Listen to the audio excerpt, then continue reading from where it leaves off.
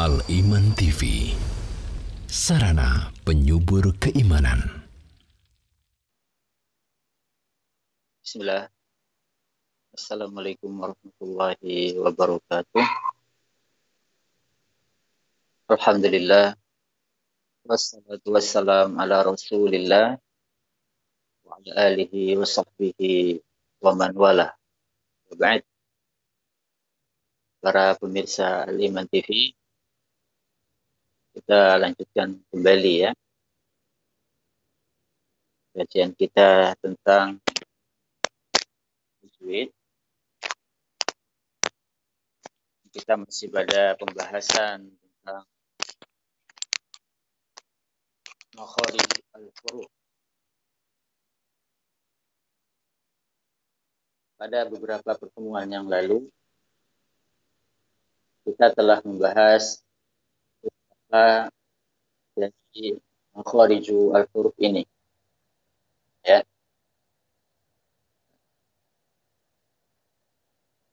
Di awal kita sampaikan bahwasanya makharijul huruf itu secara umum ada 5, dibagi menjadi 5. Dan masing-masing dari 5 ini akan diperinci kembali ya.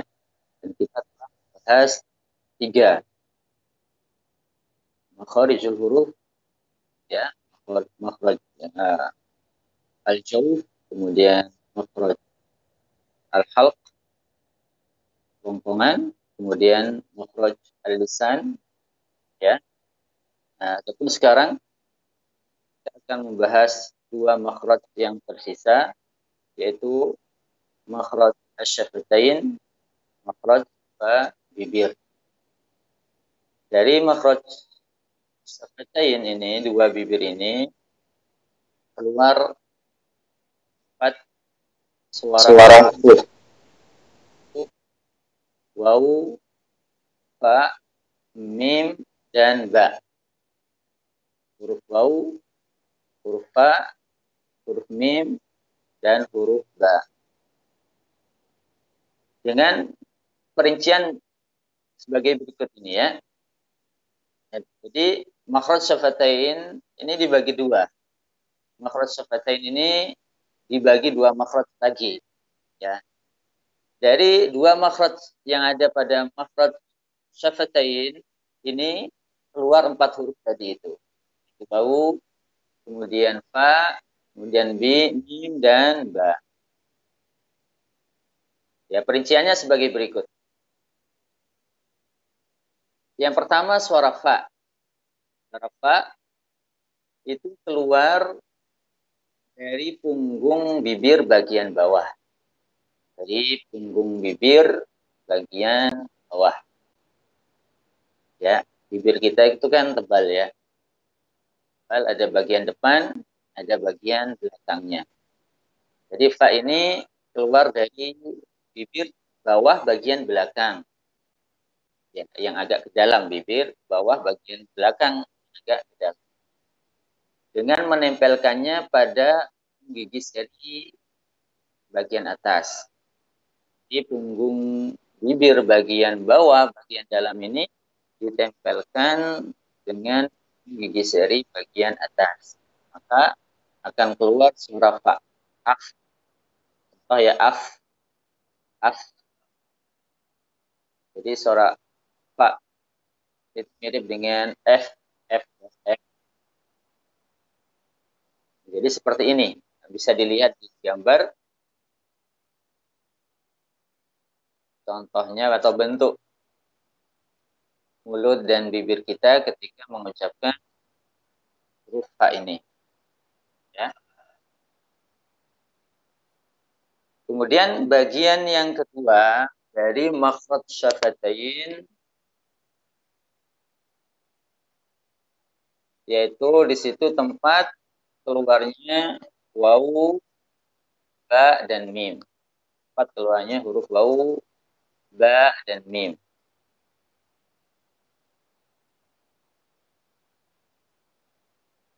Bagian kedua ini dengan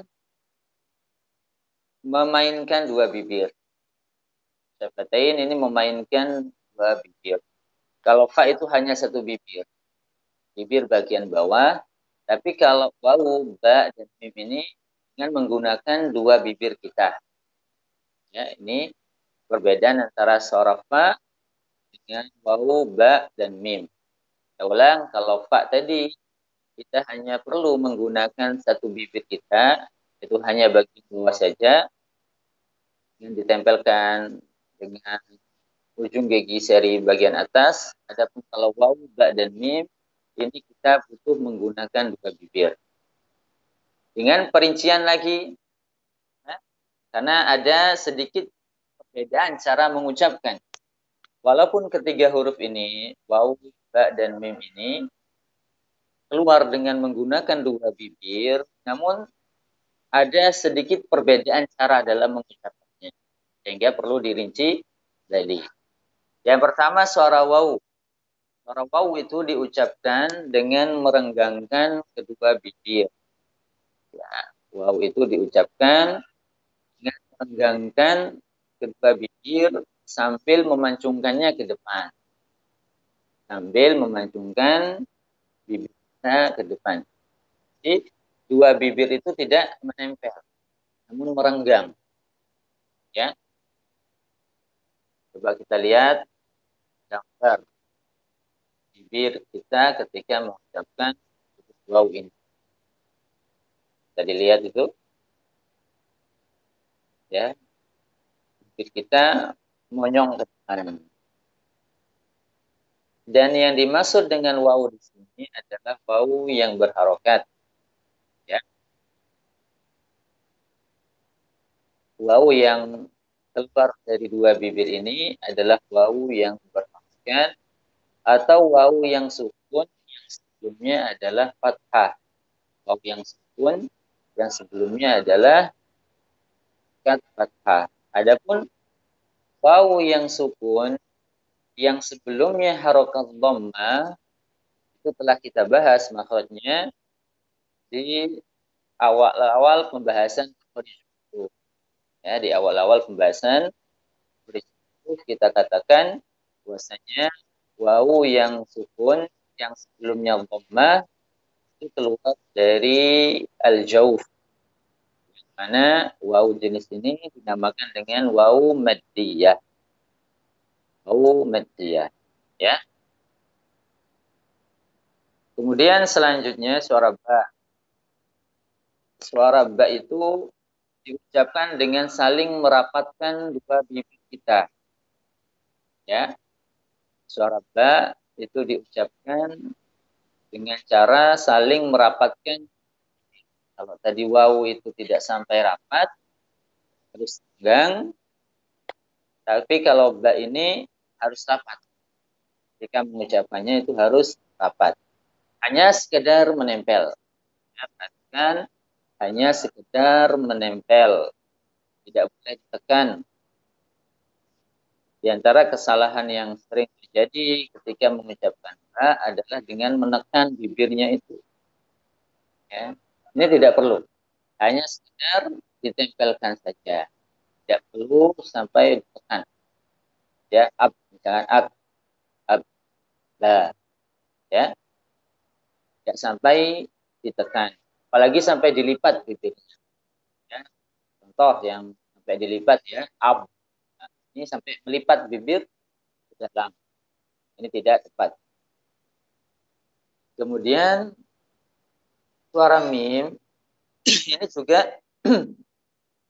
diucapkan dengan saling merapatkan kedua bibir. Ya, ini sama dengan mbak tadi. Diucapkan dengan saling merapatkan kedua bibir. Namun bedanya dengan mbak tadi, kalau mim ini disertai dengan nah. Kalau mim ini disertai dengan suara gunnah.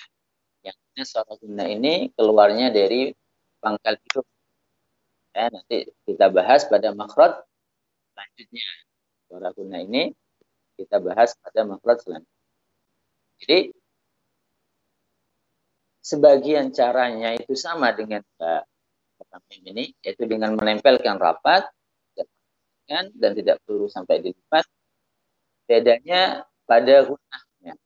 Kalau ba itu tidak ada gunnahnya, kalau mim ini harus disertai dengan gunnah. Jadi huruf mim ini memiliki dua makhraj. Ya, sama dengan nun. Kalau ingat pembahasan kita pada makhraj nun, kita sampaikan misalnya nun itu dua makhraj. Makhrajul lisan, yang pertama adalah makhraj lisan, makhraj ujung lisan dengan langit-langit yang di atasnya, ya. Sedangkan makhraj yang kedua bagi adalah makhrajul khaysum, yang keluar suara gunnah dari situ. Makhraj hidung yang keluar suara gunnah dari situ. Jadi suara nun itu punya dua bagian. Bagian pertama, bagian suara yang keluar dari ujung lisan, sedangkan bagian kedua adalah suara yang keluar dari pangkal hidung. Demikian juga mim ini. Mim ini juga punya dua makhraj. Makhraj yang pertama adalah bibir, ya, dengan merapatkan sebagaimana ba. Makhraj yang kedua adalah husum, pangkal hidung, yang mana dari situ nanti akan keluar suara gunnah.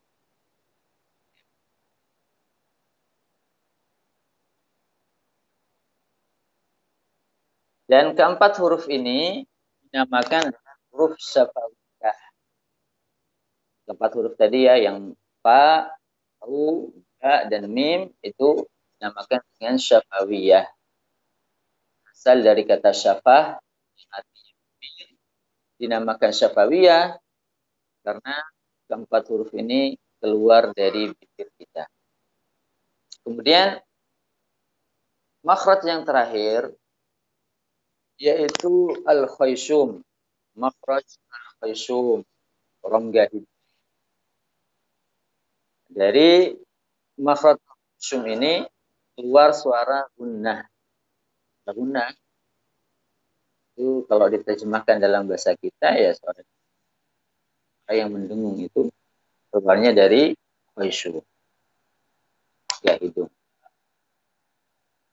Yang mana suara gunnah ini selalu menyertai suara nun dan mim pada setiap keadaannya. Ya, suara gunnah ini selalu menyertai, selalu ada pada nun dan mim pada setiap keadaannya. Apa yang dimaksud pada setiap keadaannya? Pada semua keadaan nun dan mim.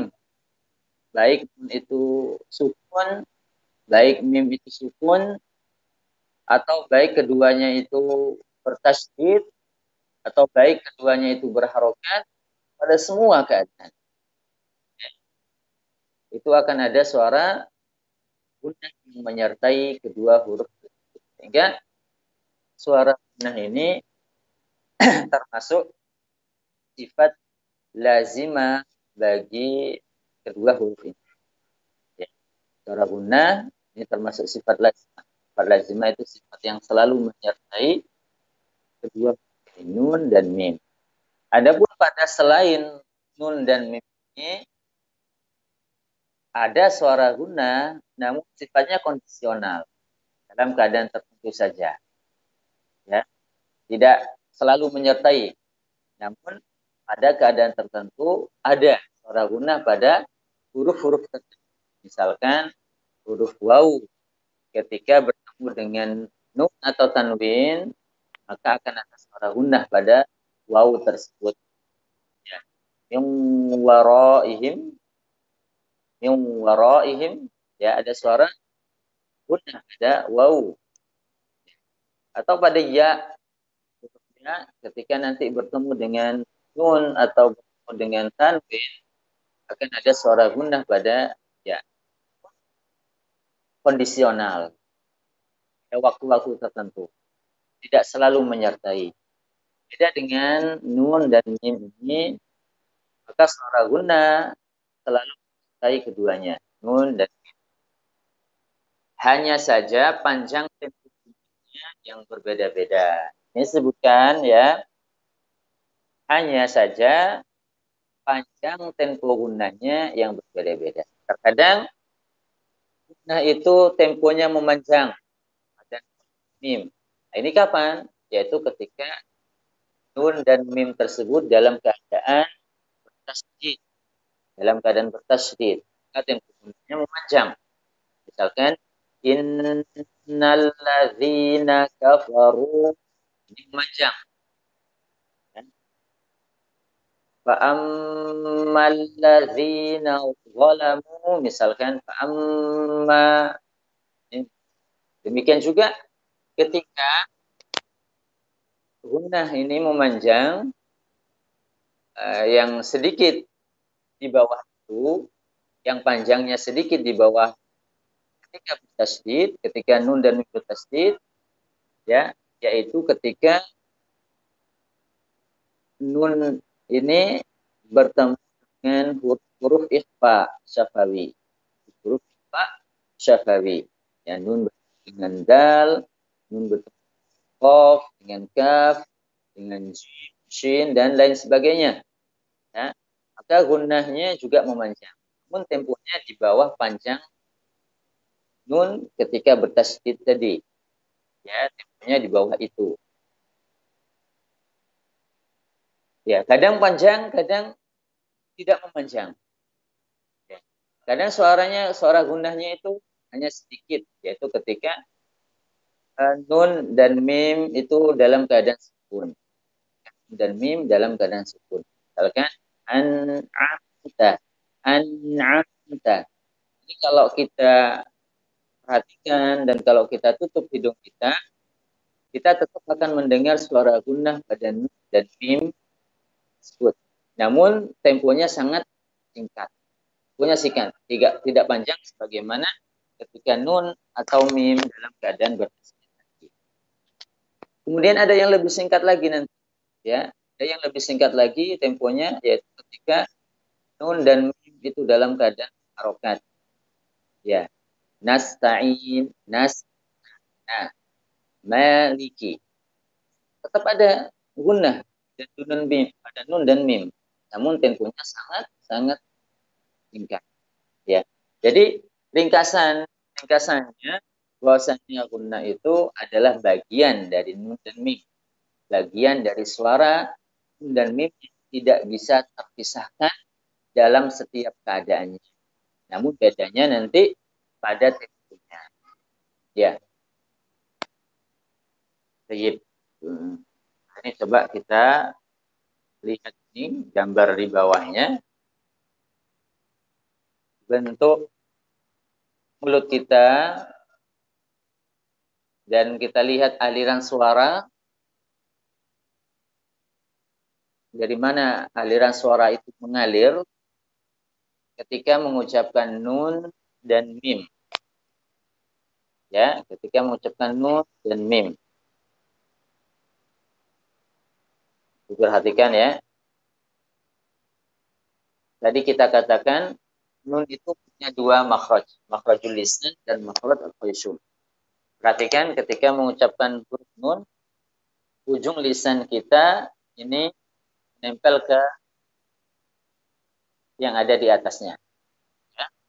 Lisan kita menempel ke langit-langit yang ada di atasnya, yang mendekati pangkal gigi. Ya, ini makhrajul lisan bagi nun.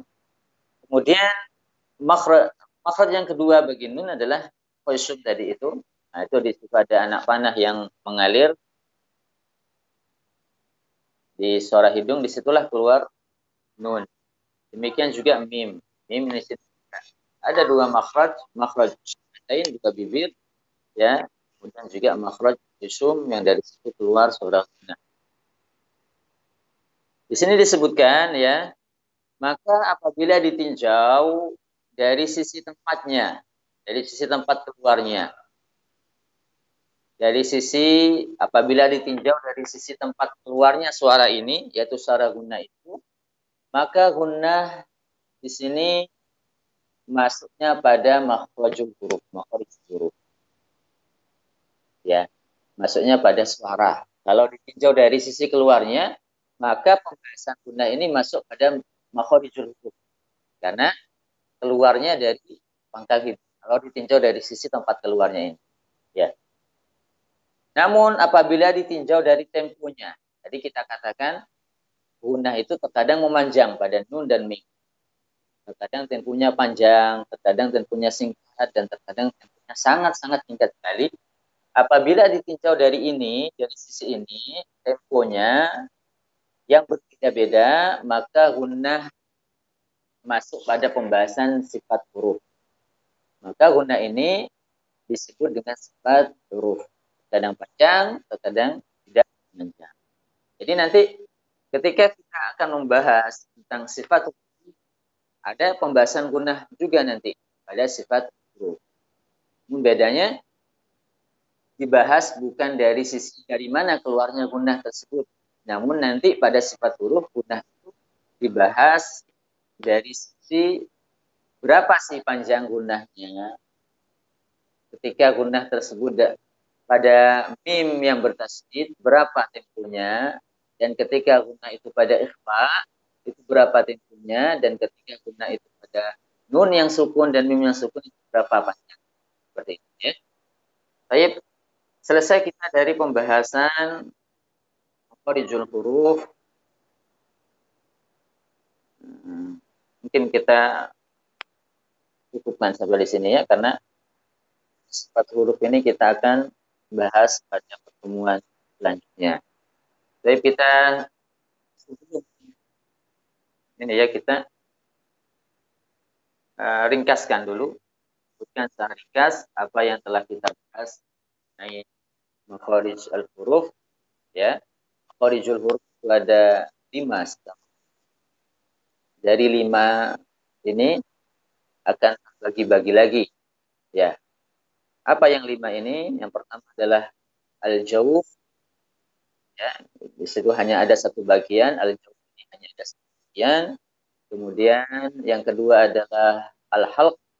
Kemudian al-halq ini menjadi dibagi menjadi 3 bagian ya. Dan yang ketiga adalah al-lisan, dan al-lisan dibagi menjadi 10 bagian. Kemudian yang keempat adalah asy-syafatain, dan syafatain ini dibagi menjadi 2 bagian ya. Jadi berarti sudah 13 tambah 2 ya. Akan 1 3 4 14, kemudian 2 16, sudah 16. Kemudian yang terakhir adalah khaysum. Khaysum ini adalah satu bagian, jadi totalnya terdapat 17 bagian huruf secara terperinci. Ini sebagaimana yang disebutkan oleh Ibnu Jazari ya dalam kitab Mamfah Muqaddimahnya. Beliau mengatakan makharijul huruf sab'ata asyar ala alladhi yaqtadifu man ikhtabar. Makharijul huruf itu ada 17 macam setelah dirinci tadi. Dari yang 5 itu dirinci menjadi 17 bagian. Baik, ini adalah ringkasan dari apa yang telah dibahas berkaitan dengan makharijul huruf ya. Barangkali ada yang mencoba praktek atau ada yang tanyakan ya, akan.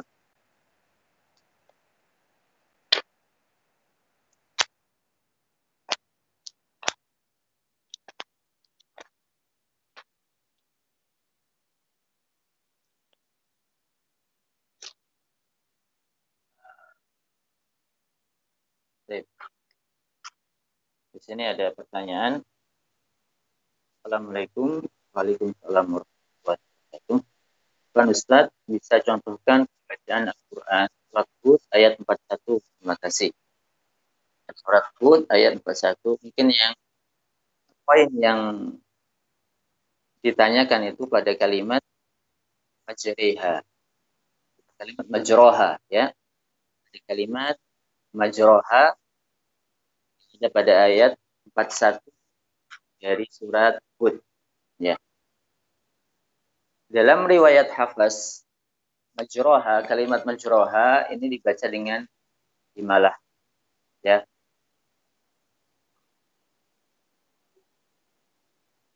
Imalah ini merupakan pertengahan ya antara kasroh dengan fathah. Pertengahan antara kasroh dengan fathah. Ada beberapa bacaan, beberapa riwayat yang dijumpai banyak imalah. Namun Hafs hanya punya satu imalah, yaitu pada kalimat majriha. Baca dengan majri, ya. Majriha. Ini antara kasroh dengan tidak dibaca dengan majreha. Ini salah, majreha. Tidak. Karena kalau dibaca dengan majreha itu ada hukum lain nanti. Itu namanya taklil. Namanya itu taklil. Imalah surah. Namanya taklil. Dan Hafiz tidak membaca demikian. Hafiz tidak membaca dengan taklil. Ya. Namun dibaca dengan malah majri. Bisa diperhatikan perbedaannya ya. Re, ro. Kalau ro itu fathah. Majroha itu adalah fathah. Sempurna. Kita buka mulutnya itu dengan sempurna. Kalau majra itu antara imalah dengan fathah. Majra antara imalah dengan fathah. Sedangkan majri, nah ini malah ya, yang digunakan oleh Hafaz majri, bukan re. Majriha. Kalau imalah itu antara kasroh dengan fathah. Majri itu kasroh. Re di atasnya lagi. Re di atasnya lagi. Kemudian re di atasnya lagi. Kemudian ro di atasnya. Apakah ada contoh lain yang lain dalam Al-Quran? Ini kalau dalam riwayat Hafiz tidak ada. Satu. Ya, ini pertanyaan selanjutnya. Apakah ada contoh yang lain dalam Al-Quran? Maksudnya bacaan imalah ini apakah ada contoh yang lain dalam Al-Quran? Kalau dalam riwayat Hafiz tidak. Cuma saja satu ini. Tapi kalau dalam riwayat lain, misalkan paling banyak melakukan imalah, Hafiz,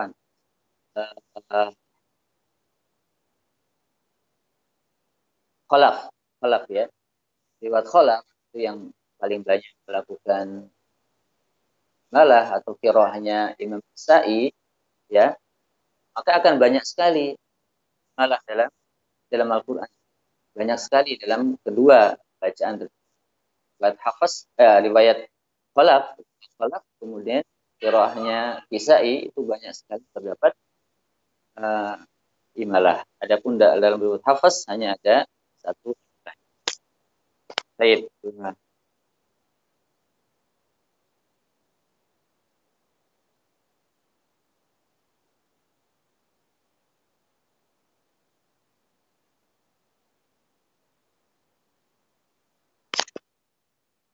Kita cukupkan sampai di sini ya.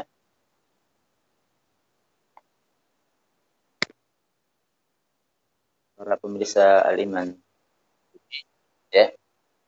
Alhamdulillah kita selesai dari pembahasan huruf ini. Mudah-mudahan pembahasan ini bermanfaat ya. Sekarang kita memasuki salah satu hari-hari yang dalam Islam. Salah satu hari-hari yang agungkan. Ya. Musim-musim ketaatan. Yaitu hari pertama bulan Dzulhijjah. Bahkan sebagian ulama itu lebih mendahulukan, lebih menganggap hari pertama bulan Dzulhijjah itu lebih mulia ya, ada 10 malam terakhir bulan Ramadan ini. Menurut sebagian pendapat ulama ya.